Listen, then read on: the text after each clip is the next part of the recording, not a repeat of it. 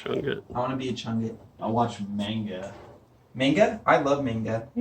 I love kitty manga. How do you watch manga? Manga titties? God. This is gonna be great for the final. Yeah. Manga. Right? How do you watch it? What do you want with that tree, Dan? It's his microphone. I have a microphone. All right. Continue. Today, I would like to talk about how we define art, its essential nature, and the way it is currently used in our society. How would you explain art to a child? Thinking about it in this way, it's easy to see how difficult it is to define such a perceptual and conceptual act. What you, your family, your neighbor, and anyone else think about what art is are all correct because it is an individual experience that you create for yourself. Throughout this time, I would like to introduce my personal beliefs on the essence of art and its deeper implications in our lives. I'd like to start off about what art is and the way in which we perceive it, followed by its function for us as individuals, or the reason we are drawn to create, and tying that in with what contributes to our world compared to its modern use in Western society. So let's start off with the definition of art. What is the inherent quality that is perceived as art? Our efforts to define art have become the very limitations as to what we see as art. The same analogy can be related to love. Our ideas of how it should be affect what we look for and what we validify. And this can be applied to any sort of concept that we have about the world. Annalise says in her article, Borderline Cases and the Project of Defining Art. Virtually all alleged descriptive definitions of art have strong recommendatory consequences, meaning the way in which we describe or explain something is then how we come to identify with it. Is art created by the artist or by the viewer? An artist can intend a certain message or feeling, but if it is not translated effectively to the viewer, they will not understand its relevance. Art can invoke all forms of emotion and thought, but only if it can be identified will the intended knowledge become present. Therefore, the viewer plays an important role in the conception of art. Is it solely artist and audience, or is it a connection between the two, the information that is transferred, that is truly art? Individually, we assess our opinions, thoughts, and feelings in our own personal narrative and language.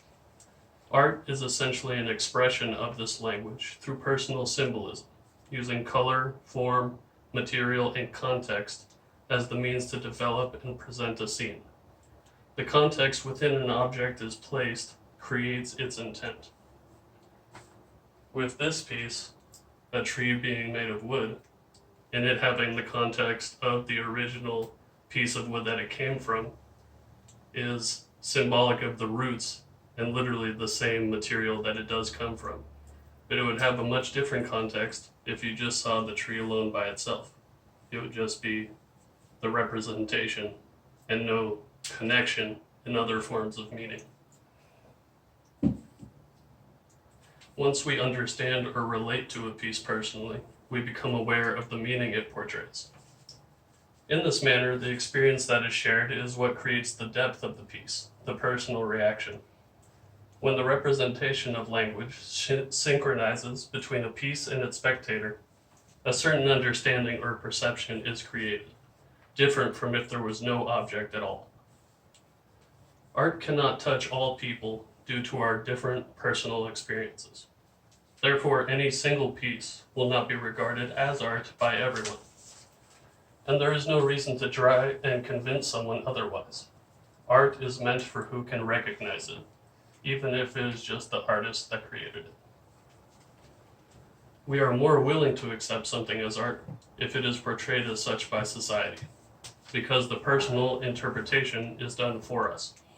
It is easier to go along with and agree with someone else's opinion than to explain your own detailed perspective.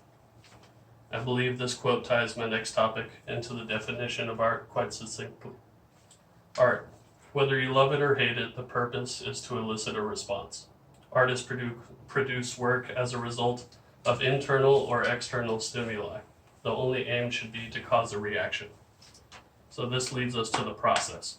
What is the purpose of art? To explore this idea, I would use a quote from John Armstrong in his article, What is Art For? What is the nature of our troubles or aspirations, such that art is something that we need? One aspect would be to express and connect. Art symbolizes the life experiences of its creator. It offers an opportunity of revealing ourselves when other mediums do not provide the same outlet. As humans, we desire closeness with one another, sharing experiences and bonding. Art can be a personal sharing.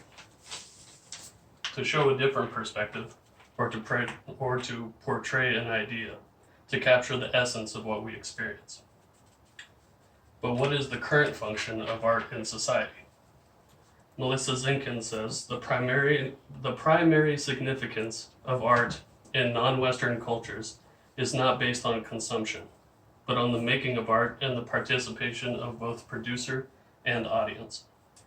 This relates directly back to how we define art as a Western society. This notion is completely reversed due to our rampant capitalist ideals. Art is used to decorate personal and public spaces, provided that someone can afford it. In this way, it is currently used as a symbol of status. Especially in Western societies, art is glorified for its function as a product more so than the philosophy and energy behind its expression. Because of this, its definition becomes skewed by the role society has created for it. Within this framework, art that people will not pay for is not good art, regardless of its meaning, skill, setting, or intent. In fact, people are convinced of the validity of art based upon its price, reassuring them that it is high-quality art and it is worth its value. Just because art is used this way doesn't mean it is limited to this role. We have the ability to choose the relationship we have with art, how deep we are willing to look and relate with it. Art is made simply to be an act of creation and expression. With all of this in mind, we can approach the fundamental characteristics of art and in its essence, see ourselves. We as individuals are the sole definition for our perspective of art. Our life experiences affect our actions and ideas. When these acts can relate with others deeply, art is made. Finally, art is not made as a function of society, but rather a response to it and the lives we live. The way we are willing to look at ourselves is the depth at which we see the world.